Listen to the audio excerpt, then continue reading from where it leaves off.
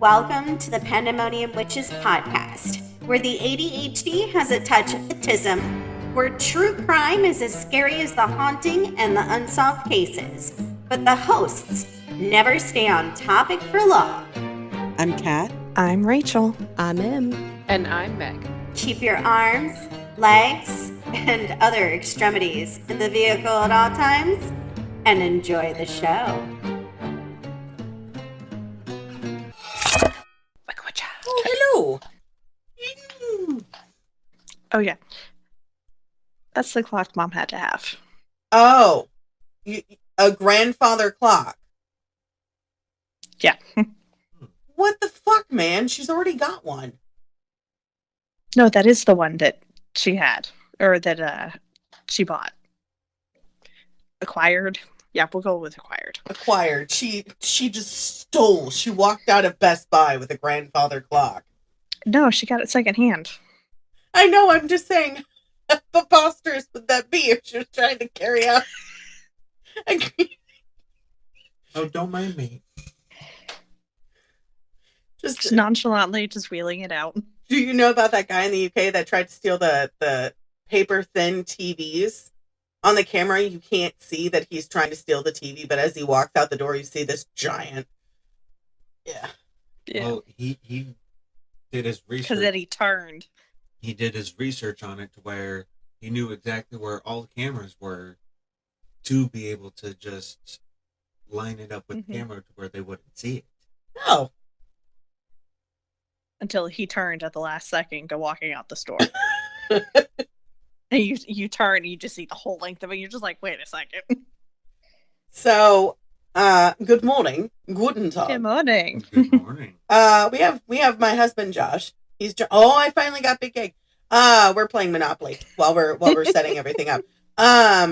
So Emily's not gonna be on for a few episodes. She's got some personal stuff going on, which we appreciate, we understand. Yes. We get life happens, but she's also got a job and she's going to school and she's got a lot on her plate. This is what I love about our podcast is that we're communicative and we tell each other everything. Well, actually we do tell each other everything, but if I'm not able to film because I'm sick, which has happened once, we don't film at all. Everybody gets the day off.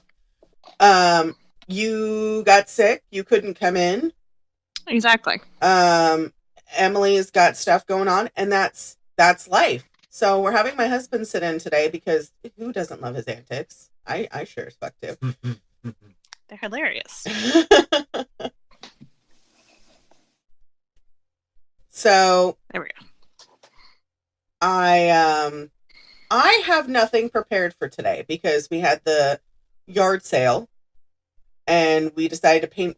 I got a wild hair in my ass and painted furniture again. So, do you have anything? I do have something prepared. Ooh! Okay, good. Okay. It's not so much serial killer as true crime. But we do love us a good try. A crime? A crime. A crime. Look at the crime of crime. We do love some true crime. What do you got for us? It was Toronto's 8-Day Bride. Ooh.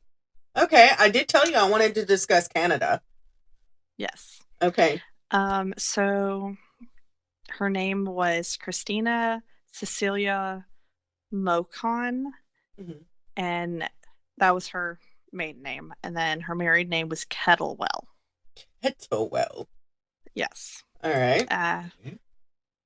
She was born August 7th, 1925, at the Toronto Municipality, Ontario, Canada. Okay. Ontario? Yes. Isn't that where Crystal is? I think so. I just got the wild card. She died May 20th of 1947 at the age of 21. Ooh. She is buried in Toronto. She shares a grave marker with both of her parents. Okay.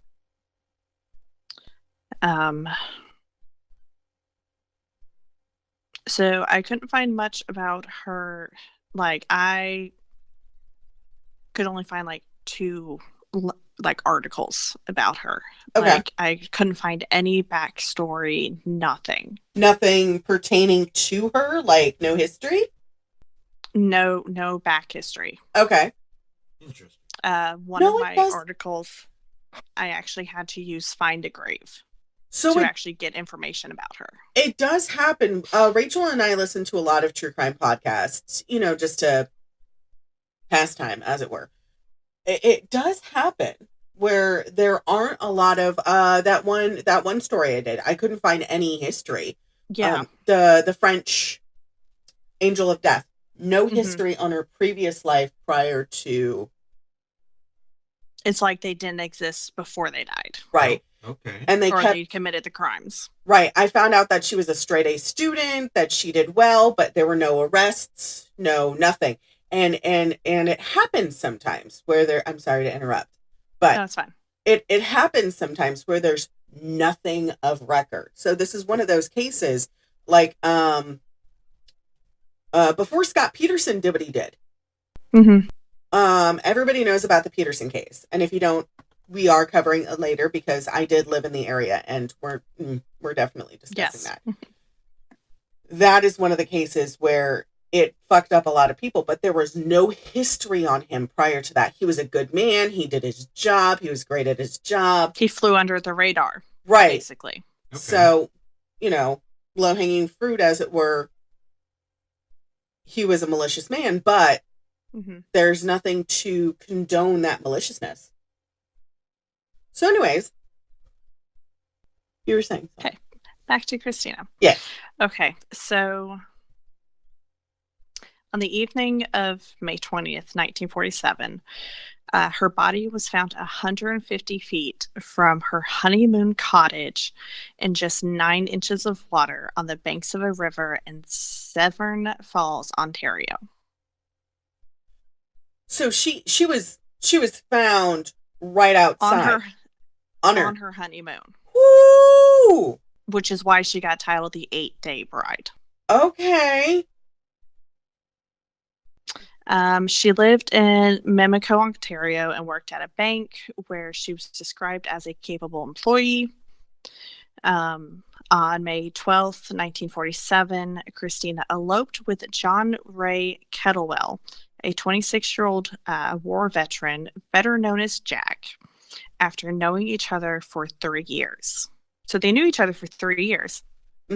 Felt safe enough to marry him, went on their honeymoon, ends up dead. What the fuck? Christina's family did have a concern about the marriage, though.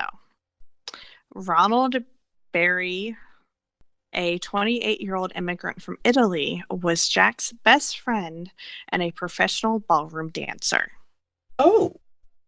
It said that Jack, Christina, and Ronald spent an inordinate amount of time together. Christina's sister, Helen, would comment that the family thought that perhaps Ronald was in love with Christina. Following the elopement, however, the Kettlewells spent the next few days at an apartment in Toronto on Tyndall Avenue. Bizarrely, Ronald joined them for the entirety of their honeymoon. What the fuck? Yeah. Okay. I would be fine if you joined us for our honeymoon, because we're going to go to Disney World eventually, but not the whole... Yeah. I mean, on May 17th... Yeah. On May 17th, the trio headed out to Ronald's remote cottage in Severn Falls, only accessible by boat. Boat. Okay. In the middle of the woods kind of thing. During their time at the cottage, it's reported that Christina began to act out of character.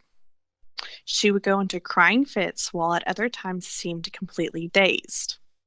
Kind of sounded like she was drugged? Yeah, just a little. Yeah. Evidence suggests that Christina had conversations with Ronald about whether or not Jack truly loved her. Okay. On May 20th, Christina disappeared from the cottage, curiously on the same day that Ronald's cottage mysteriously caught fire. Mysteriously. Mm-hmm. Air quotes. Ronald returned to the cabin to find a disoriented Jack sitting in the cabin with an apparent head injury and pulled him out of the blaze. He looked for Christina but couldn't find her anywhere in the cottage. Ronald recalled that the cottage burned to the ground in just an hour because it was a wooden cottage. Right. They dry out, they go up in flames. They're gonna go fast. Right. He took Jack on a boat to Severn Falls to reach a car to drive him to the hospital and to contact the police. Not let's look around outside for her. Just right. Just go. Yeah. Like Jurassic Park all over again. Right. It was then that Ronald discovered that the situation became even worse. Oh, no, it got worse. Yeah. That evening, Christina's body was found in 9 inches of water just 150 feet away from the cottage by Neville Sweet, an owner of a boathouse in the area. This is where it took a turn. Her body was free from burns or any signs of violence. What? Yeah. So the house... Hold on. Let's just go back. The house went up in flames. Mm-hmm. She was acting disoriented and crying. Yeah. She was probably drugged or something. How did... I don't believe it. I don't believe it. And then her husband has a head wound to his head that requires a hospital. Right. Something happened. Something had to have happened. An official autopsy found traces of codeine in her stomach, but her ultimate cause of death was declared as a drowning. Okay. In 9 inches of water. Yeah. I mean, it technically only takes 1 inch of water to drown, but... Right, but I mean... But if she was drugged to the point of unconsciousness and then laid face down in water, she would drown. Right. Yeah. Interestingly, Major Lawrence Scardefield, who tried to help put out the fire in the cottage, said he saw no signs of Christina's body in the area when he went to fetch water from the river to help with the flames just hours earlier. No. So if her body had been there, it would have been found. Right. It's not like it was like up in the trees. It's not an episode of CSI. Or Supernatural. What is that? No, it's just a body. Jack, Ronald, and 20 other people were questioned by police in connection with this case. Jack was interrogated by the police for 3 hours after being released from the hospital, where he was treated for burns, shock, a head injury, and apparent drugging. Apparent? Mm-hmm. Apparently, Jack claimed to not remember anything that occurred after 11 a.m. on the day of Christina's death. Ronald was questioned by the police after a grueling 13 hours in which he provided a 3,000-word statement that the police would describe as fantastic. Like well-written fantastic or fantasy-based? I didn't get an answer to that. Just fantastic. Okay. On June 19th, an inquest into Christina's death began, which became quite the spectacle. The public packed not only the courtroom, but the grounds outside, with some even approaching Jack and Ronald, who were the main witnesses, for autographs. It should be noted that Jack and Ronald were not on trial for her murder. This was simply a case to determine whether or not foul play had been involved in her death. Because he was a veteran, he couldn't have done this. I know. Okay. All right. It was 1940s. Yeah. Nothing could ever go wrong. Right.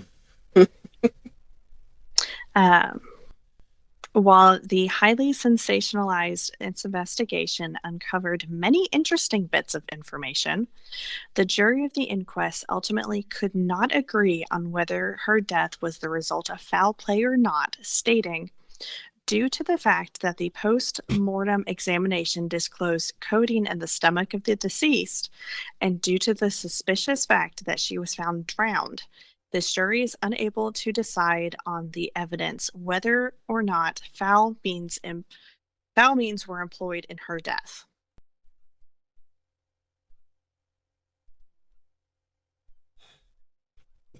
There are several things I would like to say about that. Yes. But we're going to keep rolling. Jack and Ronald were in the clear as there was no evidence implicating either of them in the death. But their relationships to both Christina and each other were thoroughly exposed in the process. I suppose they would. Yeah. The police report claims that there were signs and evidence that Christina was very distressed by the unnatural conduct of her husband and Ronald. So, were they friendly of friends? Yes. And from what I could tell, yes. Que escalinde! Okay. It's probably one of the reasons why she was so upset. Because they were bosom buddies? It was also the 40s. That was unnatural. Perms are unnatural, but, you know. Yes, and people still got them. Right. But yeah, no. Look, I don't care how your freak flag flies. Same, but don't kill people. Don't kill people. What the fuck? All right. So here are some theories Ooh. that I found. So Christina may have been dealing with a mental illness and killed herself. This is theory number one. The largest pieces of evidence that Christina may have killed herself are the several suicide notes written prior to her untimely end that were uncovered during the inquest. She wrote them. She wrote them prior to the wedding. I will tell you. The first note, written on Easter Sunday before their engagement and about 5 weeks before the wedding, was addressed to Ronald. In it, she writes that she tried to poison herself and talks about the uncertainty of receiving a proposal from Jack. In it, she claims, "This will be the best way out, as I cannot bear to see another girl have him." Jack recalls Christina being sick that day, but claimed in his testimony that he was unaware of the note. She wrote another note at the end of April. This time, her intention, as detailed in the note, was to not only kill herself, but Jack as well. Oh. In this note, also addressed to Ronald, she wrote, "When you love someone, you really love him. And I know there is no one for me but Jack, and if I cannot have him, I do not intend anyone else to. I waited, as you might say, in the hope that Jack would ask me to marry him, but now I realize I am just a passing fancy." It sounds like she's... You know who she sounds like? Bitch tits. A little bit, yeah. No. It was this girl that he was seeing before him and I got together. And she was just like, "If I can't have him, no one can." And it's like, bitch, I licked it first. It's mine. First of all. We were kids when we dated, and she's just like, "Well, how can you possibly..." You licked it 20 years ago. It's still yours. It's still mine. I had it first. No, mine first. Do you have a flag? So like, she had sent me these slew of messages. I'm at work, and I'm like, "Look, you remember, I sent you the screenshots." Mm-hmm. And I know she's listening. I know she's one of our followers, because she just can't get over it. You snooze, you lose. You snooze, you lose. My whole thing was, look, I don't give a shit. Are you with me or are you with her? And he just looked at me and he just goes, "I'm with you." I said, "Okay. If I find out later that you're still talking to her, we're going to have a problem. As long as you're open and communicative about it. If you're still talking to her, if you're still friends with her, that's fine. but if you're actively seeing her, we're not okay. So he cut off communication. She did not like this. And she had posted all these, like... She went psycho. She went psycho. She posted all these vague book things, was blowing up his fucking phone. He had to block her. Luckily, he changed his number, so she never contacted him again. But I'm sitting here going, how fucking Delulu? Like, I understand why they would think it was a psychotic break, because that shit's Delulu. Mm-hmm. So her last note was written the day before she died. Oh! It was addressed to a Mrs. Thomas who owned a home in Mimico that Christina and Jack stayed in for a bit. Okay. Once done, Christina asked Ronald to mail the letter for her. She writes, Ronnie's in the boat outside somewhere. By the time he gets back, everything will be all over with. He must have been afraid something would happen because he's staying an extra day to make sure we go back to Toronto with him. They fucking. All the notes were confirmed by a handwriting expert to have been signed by Christina. Ronald held on to all the notes from Christina, but he never told Jack about them until the inquest. Strangely, Ronald was able to and chose to save the letters from his burning cottage. Did he just slip it into his coat pocket? I don't know. Like, apparently fire wasn't that bad because he was able to get Jack out and then go back inside and save some shit. But it ended up burning the whole place down. I mean, to be fair, I did that with my cast iron, but I still ended up losing it anyways. But no. Mm. So the next theory is perhaps Jack and Ronald were not so innocent after all. Ooh. The first bit of evidence that suggests the duo may have planned this is a series of insurance policies purchased before her death. Jack took out 2 separate life insurance policies on himself and Christina before the marriage. Each 5,000 Canadian dollar policy contained a double indemnity. Yep. It's that MN that gets me.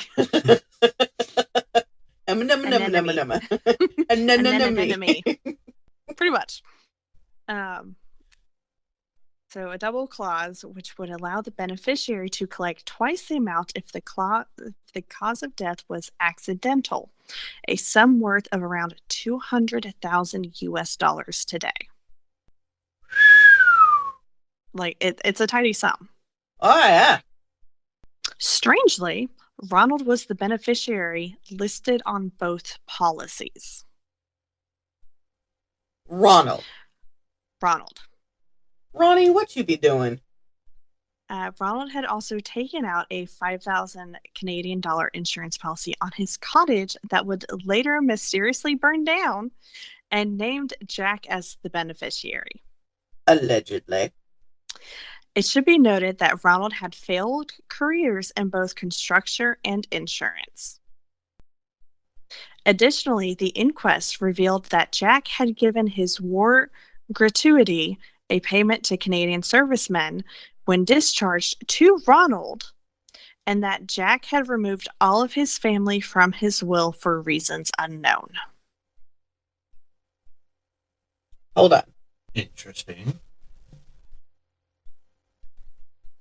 I heard war gratuity, and I honestly don't know much about that.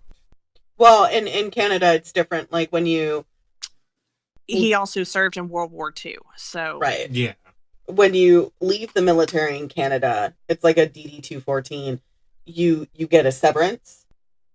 And then like a GI Bill of sorts. Right. But if you serve in, like, over in the UK, Her Majesty's Navy, you know, like, if you serve in the military and you actually go over to war, you get an added bonus. Stipend kind of thing. Right. And he gave it to Ronald. Interesting. Which I know you can't do that now. Like, you can't have other people get your benefits unless you are deceased. Yes. Okay. So Christina's wedding ring became a suspicious detail in the inquest, as it was never recovered. Wait, hold on. Bitch just got married. She's on her honeymoon. I never take this off And unless my her hand's wedding swollen. ring went missing. Allegedly. Reports differ as to whether Ronald purchased the ring for Christina or if Jack borrowed the ring from a married friend, and the true price of the ring is also debated, ranging from $1,000 to $13,000. Why would you? That is bad luck right there. Of course, she's already deceased. We're sorry about that. But borrowing somebody else's ring. I mean, I could understand it, like, if, like, oh shit, I forgot the ring. You forgot the ring, right. kind of thing. Yeah. Because it happens. But to just not have gotten her a ring whatsoever. Right. It was never found after her death. Mm. So they never found it. Mm. Jack's statement to the police after the fire was another fascinating exhibit entered into the inquest. Okay. In the statement, Jack states that he and Ronald had been in an intimate relationship for some time. So he admitted it. In court, Jack claimed he was coerced to make that statement, as the police wanted to build that story in their report. The police commissioner did in fact touch on this relationship in his report of Christina's case. Mm. In it, he writes that the relationship between Jack and Ronald was, to put it mildly, to be unnatural, because 40s, right, men being in a relationship together was much harder to hide than women being in a relationship together. Right. Because with women, you're just like, oh, they're just spinsters, they're roommates, they're just best friends. Men, it was harder to hide. Right. It was because men were expected to, if they were single, to live alone, live by themselves, not have roommates unless they had multiple roommates in a boarding house kind of situation. Right. There was no evidence to prove this relationship, but it was highly suspected. In the inquest, Crown Counsel C.P. Hope didn't believe Jack was coerced and suggested that the two were actually lovers. Jack finally agreed to this after Hope hammered him with questions. The Toronto Star describes the questioning in an article from June 20th, when Kettlewell, after vigorous questioning, agreed with Mr. Hope's repeated suggestion that he and Ronald were male lovers. The fantastic triangle of twisted and thwarted emotions took shape. Okay. I have quotes. Oh, even better. You know I love that shit. Give it to me. So, I'm not quite sure who Ryan and Shane are. Were they former lovers? I don't know. It was included in my my Find a Grave information. Okay. So I'm not sure. So Ryan says, so this is a classic case of two people in a relationship, but then there's this best friend who third wheels quite a bit. For instance, I third wheel you and Sarah all the time. And Shane says, if I'm Christina, putting myself into Christina's mind right now, you know, I'm a beautiful woman. I'm married to this man, Jack. What's he got going for him? He was a veteran. And Ryan agrees. And Shane says, okay, there's Jack. And Ryan says, it's weird to talk to you when your eyes are closed, but... And Shane says, and Jack's, oh, let's go elope. Okay, we'll go to the church. Who's this friend of yours? Like, this is a weird quotes thing. Like, I feel like this is probably from somebody's podcast that he just threw in. Right. And so, like, they go on to kind of describe Ronald about, oh, he's a lousy professional ballroom dancer. Oh, my stars. Oh, my Lanta. Oh, my Lanta. Yeah. Oh, my God. So this was the part that so Ryan goes, and now we both agree. Now we both could agree that bringing your best friend along to your honeymoon is an odd choice. And Shane says that's a little strange because the honeymoon, I've heard, is for sex. And Ryan says, yeah, it's for the sexy time. And he's just sitting there in a chair. And Shane goes, he's just, and it goes, it's in parentheses, crunching. And Ryan goes, eating a peach. And Shane goes, are we going to head down to the hot tub after this? And Ryan goes, hey, you guys, could you get some more beer in here? I'm getting a little thirsty. And then Shane's laughing and goes, that's a little weird. Like, I agree. Like, you're in a cabin. You're supposed to be on your honeymoon. Why is your best friend there? Like, there's a line. There is definitely a line. I mean, like we already talked about, because you're in Florida, we're going to go to Disney World. We're carving out when we go, because we're going to go for, what we said, a week, maybe 2 weeks. Yes. So we're carving out 3 days. Yeah. To hang out with you and your boo thing. But that's different. Entirely different. You're not staying. I love you, bitch, but you're getting a whole fucking hotel room. You ain't staying in our room. Oh, yeah. No. I mean, maybe an Airbnb. Maybe. But even then, it's not going to be the same room kind of thing. Never. That's just sharing weird. House kind of thing. That's just weird. And this is already a rated R podcast. Everybody knows I say the word fuck like I sneeze. You know, for people in the BDSM community, for somebody to watch, that's quite normal. That's it has to be completely consensual, right? With all parties, right? That's the thing. I don't think she was. I don't think she was either.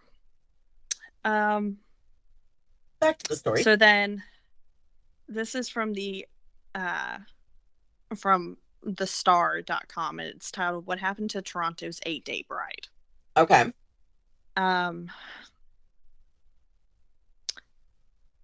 So I'm just going to completely read it because it's small. It gives about the same information. I do like the way it starts, though. Okay. Murky water laps gently on a secluded stretch of the Severn Bank where Christina Kettlewell's floral pajama-clad body was found 7 decades ago, lying face down in the shallow pool. Ooh. Like, it gives a more of an illustration. That's, yeah. Investigators suspected the Toronto woman was already dead by the time the final licks of fire sputtered out among the charred remains of her honeymoon cottage just up the hill. The cottage has since been rebuilt. Of course. There were no burn marks or signs of violence on her body, a post-mortem later showed.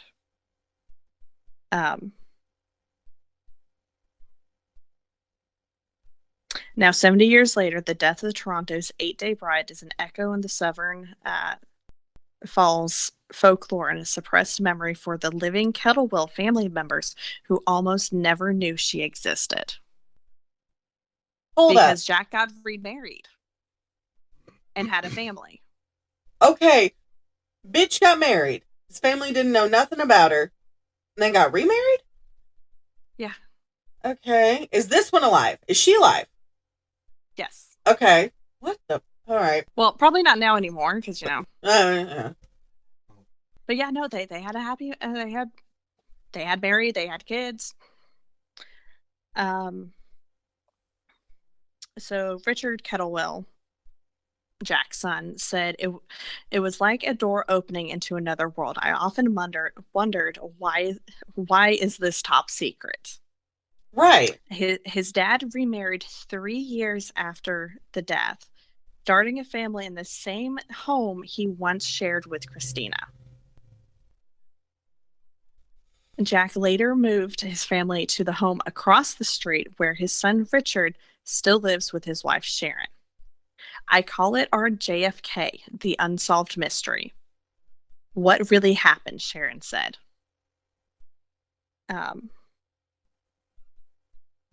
So it just kind of gives a little background.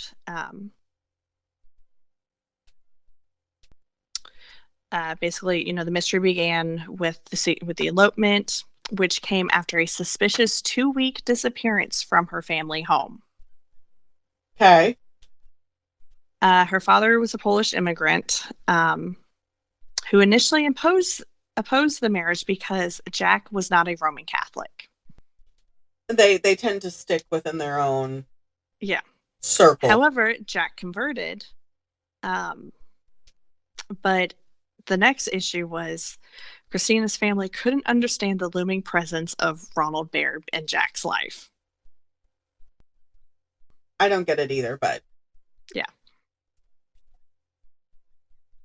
So this also they also interviewed Christina's sister Helen. Oh, okay. When Jack and Christina got married, we thought it was very strange that Ronald went along on the honeymoon. That's what made us wonder if Ronnie was also in love with Chris, her sister Helen said at the time. Ronald, formerly known as Ronnie Ciuffo, came to Canada from northern Italy and tried to establish himself in the construction insurance business, but to little success. Mm-hmm.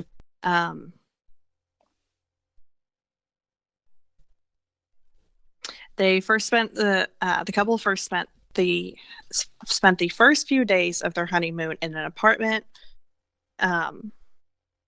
before going to the cottage. And then 3 days later, she was found dead. It took almost a month later for the inquest to happen. So almost a month. She's been dead. Mm-hmm. The inquest didn't begin until June 19th. Her body was found May 20th. I'm channeling some Professor McGonagall right about now. Right.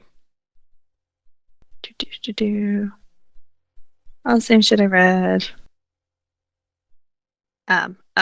So the 5,000 Canadian dollars of insurance on the cottage equaled out to about $65,000 today. That's a lot of fucking money. Tidy sum. Yeah.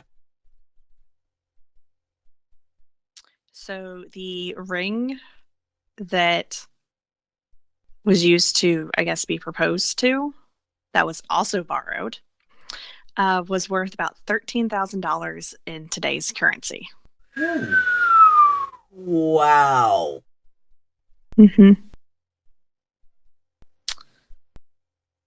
So Wayne Turner, president co-owner of the Severn Falls Marina, said the men's close relationship and frequent trips up north was talked about by the locals, including his uncle, who was 10 years old when the inquest happened.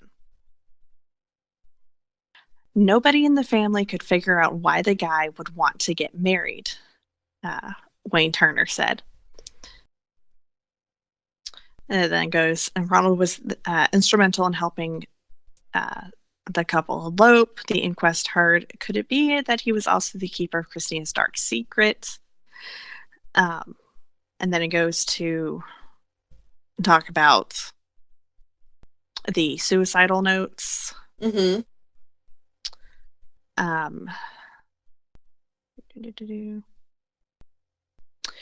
And then it goes to talk about how Ronald saved the notes from the fire. Yeah. Jack suggested his tall, dark-haired best friend was operating in the shadows to protect him. But Jack's son Richard and his wife Sharon don't believe it. The couple says Jack was an easygoing person who actively avoided any situation where he had to assert himself.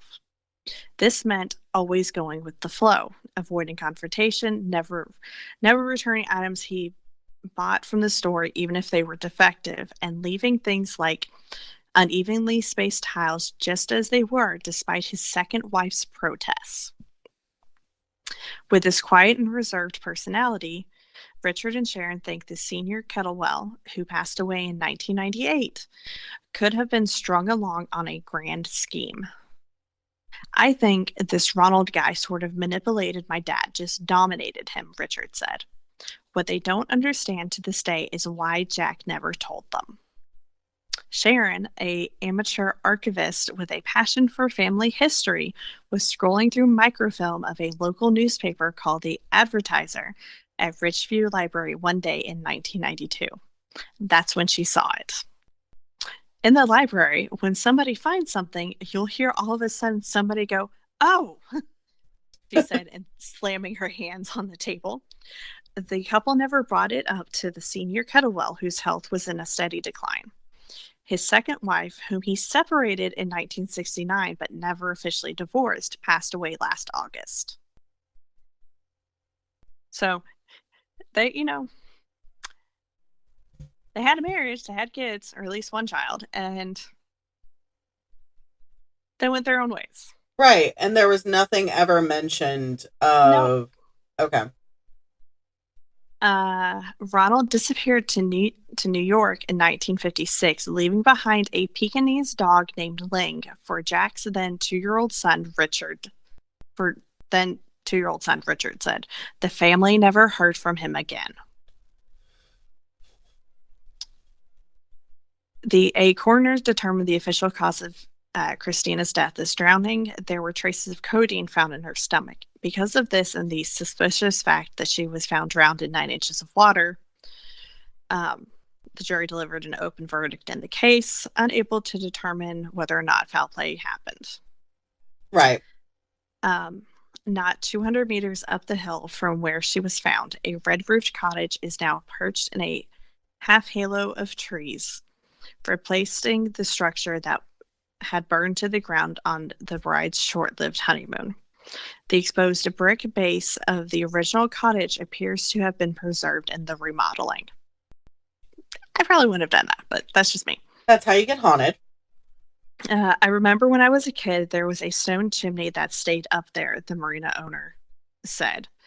Everybody used to say it was haunted, but it was just one of those stories, right? No. It'll always be a story with no conclusive ending for the living Kettlewells like Jack's son. He said, my parents went to their grave saying nothing. I have thoughts. Give me a second, and I will. Okay, so that was the cottage after the fire. So they essentially kept the base of the house. That's how you get haunted. Yeah. No. Look at that. Oh, wow. Are you looking it up? Oh, no. He's looking up about... But that is Christina. Oh, she's pretty. Mm-hmm. I have a coat like that. I had a coat like that. I think Emily borrowed it.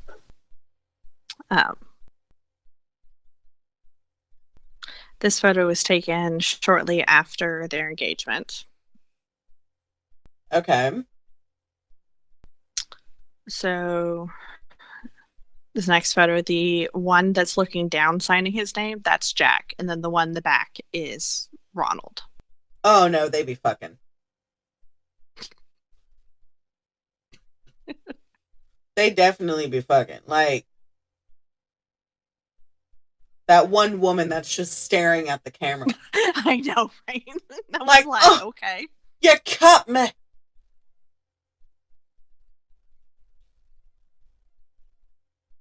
But yeah, but that's what I got for us today. I have questions. I know. Unfortunately, like, I could only find the grave. So I used Find a Grave, and then I used the Star article. That was it. Those were the only sources of information I could find. There was no Wikipedia page. Like, and there's Wikipedia pages about almost everything. There is. Nothing on this. So, I mean, there are some cases where I had to actually throw them out of our... Because we have a Google Drive that we share between all four of us. Me, Rachel, M, and Meg. Where I had some articles that I was going to do, like certain cases that were on this list of, I think it was 1,000 unsolved cases or something like that. I think so. I picked from a couple of them that, I haven't heard about this one. There was nothing. There was one article, just one. And it's like, well, where's the rest of the information? So some of that stuff I had to throw away. In this case, I have questions.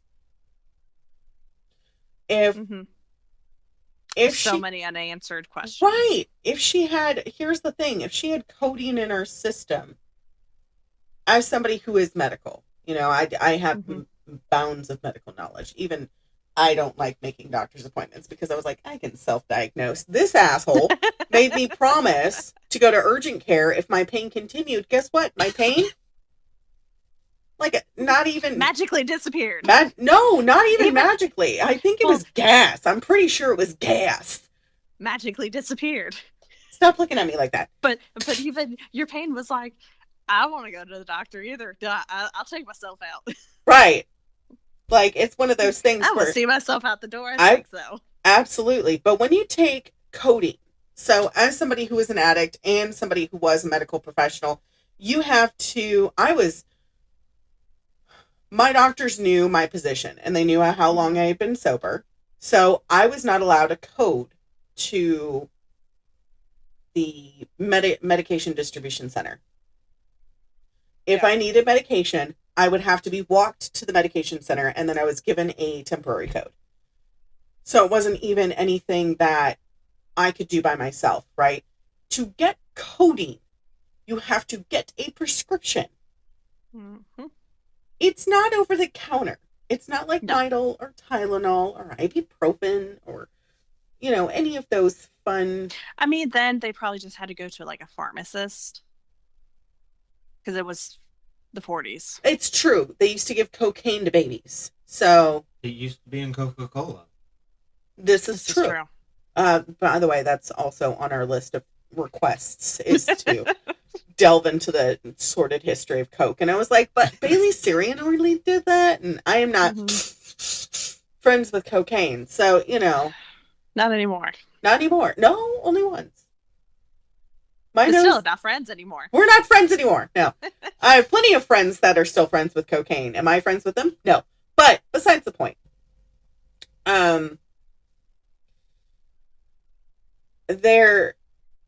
One of the main questions is, how did she get the codeine? Did she go to the pharmacist? Did Jack or Ronnie, did Chuckles or Ronnie go and Chuckles? His name is fucking, this is laughable. Like, how does his family not? I know why his family's dead, but sorry, honey. But I mean, like, so insensitive. Anywho's. He's an only child, so I mean, he has my family now. But I mean, my family knew they were divided. You know, before we even got married, I was like, I'm really serious about this guy. And they were like, nah. And I was like, no, I'm really serious. And the day he proposed, I called my mom and I said, so there's been a development. How do you feel about October? I got some news. She's like, what do you mean? And I was like, how do you feel about an October wedding? And she goes, did you get married? And I was like, well, he still needs to ask your permission. But yes, we're, you know. Because that's on the list. Right. That's on the list of things to do, which he did ask. But, you know, so cute. It wasn't in person like originally planned. Right. It wasn't in person. But, I mean, it mattered. Had to speed things up a little. Yeah, we had to. You know, it was Dad. We didn't really have a choice in the matter on that one. Yeah. For those of you who don't know, my dad has early onset dementia and Alzheimer's. So some days are much harder than others. Right. He was lucid for the wedding though, which is, yes, I'm very glad about that. There was a moment where he wasn't, when he was walking me down the aisle. I don't know if you saw my face where it just kind of sunk for a second, and that's because he didn't know where he was. And they went, wow, you look so pretty. And I went, I'm going to just go cry now. I'm going to go cry. And then I saw him, and he's crying, and I'm crying, and Dad's crying, and you're crying, and Mom's crying, and Em's crying. Everybody was crying. Everybody's crying. Meanwhile, Holly is like a hawk. Her head was on 380 degrees. She's like, why are we crying? Not even that. What is going on? She was waiting for a bitch to show up. This is true. But she was also trying to figure out why we're all crying. Yes. We all knew. We all knew. What happened that I missed? No, all happy tears. All happy tears. So what I want to know is how his family did not know about the engagement. Number one. No, number two, because we already said number one was the codeine. Number three, I understand why why Chuckles and Ronnie had their relationship sort of secret. Mm-hmm. It was the 20s and the 30s. It wasn't anything that 40s, yeah. It was the flappers. It was prior to the World War II. Movements. Right. I understand that. However, and this is a very big however, I don't think there would be any room to get married unless it was a beard situation. To get married to... But again, everybody has to be consenting. I don't think that was the situation in this case. I don't think it was a beard, because there have been things in history where women... Yeah. 2 women and 2 men move into a house. The women are lesbians. The men are... Yeah. But again, consenting... adults. Everything was discussed. The last thing is, I know it takes just 1 inch for her to drown. She has codeine in her system. How much codeine, right? She was found in her pajamas. Yes. 100 feet. 150 feet away. How? Like, what I want to know is the original police report, if there were drag marks, if there were footprints, if there was anything else, like any ties or anything. But unfortunately, by the time they got started to looking for her, anything would have been destroyed because everybody rushed in to put the fire out. True. You're right. Do you have anything? Not really. It's she covers it exactly, and especially I try to. Especially since it's out in nature, we don't know what the weather was like and or animals out there that could have messed up anything at the scene. Right. Yeah. Well, there's so many unanswered questions. Right. And like that one, oh God, what was that one case that we were talking about a couple of months ago where the guy had buried the bodies and one of them wasn't buried all the way, and they had carried the skull. I think Green River Killer? Yeah. Yeah. And I'm just sitting there going, like, because it was all in like Seattle area. Right. And like 2 hikers like came across the bodies. Right. And I had a friend of mine contact me, and she actually sent me on Snap. I can't send it because she doesn't have the ability to let me save the photos. By the way, if you're listening, fuck you, dude. I can't save any of your fucking baby photos. But she sent me a photo of one of the places where we were hiking. Yeah. And it was one of the outlooks that he had used. And if you look sort of towards the back, no, I know. I was shocked when I saw it too. And I had this skeezy. I had to take a full-blown shower for like an hour because I was just scrubbing my skin. If you could have used bleach on your skin, you would have. I would have. But I sugar scrubbed. I shaved. I don't do all over showers all that often. I do hair, necessary shower bits. You break them up because it takes so much. Right, because I got a lot of butter. But it's one of those things where I looked at the photo and I go, there's no fucking way. It was 2005. So this was right around the time. Yeah. You can see in the photo the overlook. And you can see there's like a little bit of a hump where it should be flat. Oh my God. I would have to go back a couple of months to find said photo in my Snapchat. But that's terrifying. Yeah. And I went ahead and I contacted my friend who lives in Washington. I said, can you get the coordinates for me? Because he works for the city. He got the coordinates. He told me, is this where you were at? And I said, yeah. And we're on the phone. And this was when he was away at Army stuff. And I literally just sat there and I stared at my phone for it. That's why I didn't talk to you that day, is I was literally going through the motions of going, oh my God, I was standing on somebody's grave. Yeah. Stuff like this where there's no information, where we can't go off of anything, where we can't find anything, where we can't self-sleuth. Not self-soothe, self-sleuth. Getting There's a spit U and everywhere. an E and a TH and an L. Where's the juice? Getting spit everywhere. It's one of those things where I have to sit there and I have to go, is there anything that I could possibly do to learn more about the situation? Is there anything that I can find out? And then there was nothing. There's nothing. And like the fact, like his own son couldn't find out anything, a whole lot about it. Right. Like, it's insane.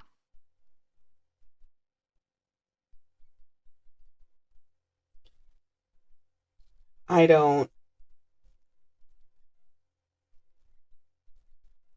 think there's ever going to be a case that we cover where we're going to get all the information. Yeah. Because a lot of our cases, you know, per request, we did the Green River Killer. We did John Wayne Gacy.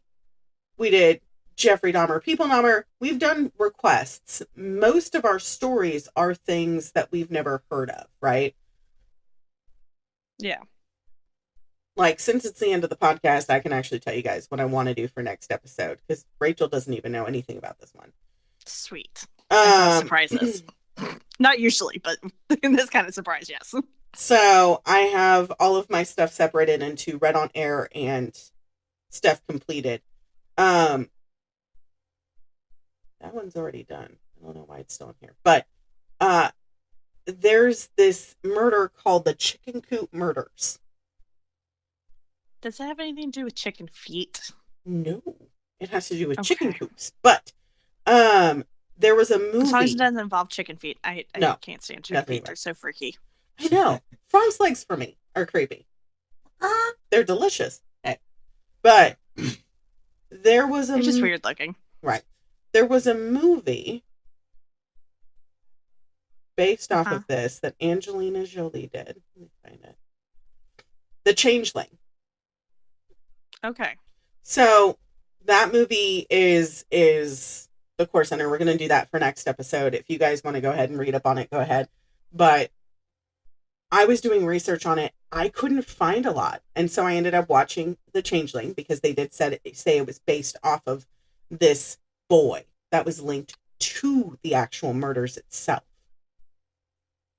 Okay. When I watched it, I went back, I did my research, I contacted the librarian, which we have an on-site librarian. I love that. And I said, hey, I need to find out more information on this. And she said, bet. She sent me a couple of links. I did more research. It is fucked. The story is so fucking twisted. And I can't wait to cover it. That's the one where they found a boy that looks almost identical to her missing son, but it's not him. Correct. Literally identical. Thanks, TikTok, for showing me little clips of things. Right. Let me tell you, this story very much like the Fae changelings, but not quite. Not quite. I fucking love you. So that is our story for today. Oh God. My mind is fucked. Yeah. Stay spooky, would say guys. It was fun, but not so much. Not so much. Don't think so. I did enjoy your company today. Oh yes, always. I always enjoy the company. Always enjoy the company. Thank you, honey, for being with us. Of course. Thanks for joining us. Right. He's not an every time occurrence. It's a sometimes thing because we like to keep him in bed until he wakes up. But I'm saying we as in a collective we. Because having to be woken up earlier than you want to is no fun for anybody. It's never fun for anyone. Stay tuned for next time. As always, stay spooky and have a great day. And we will talk to you later. Goodbye. Bye. Okay, bye. Next time on the Pandemonium Witches. I know you guys are saying that's my kid. He doesn't look like my kid. He doesn't have the same birthmark as my kid. He's not my kid. He doesn't act like my kid. Guys, how many serial killers have we talked about that are in the construction business? So then there were other tips coming in about the couple traveling across the state with the boy in the back begging to be saved and let go. Because now they're just doubling down on it. Right. The bribing, the lying, the theft. She should know her own child, especially when, birthmarks and everything. Right. A mom knows their kid. Of course there's more. There's always more.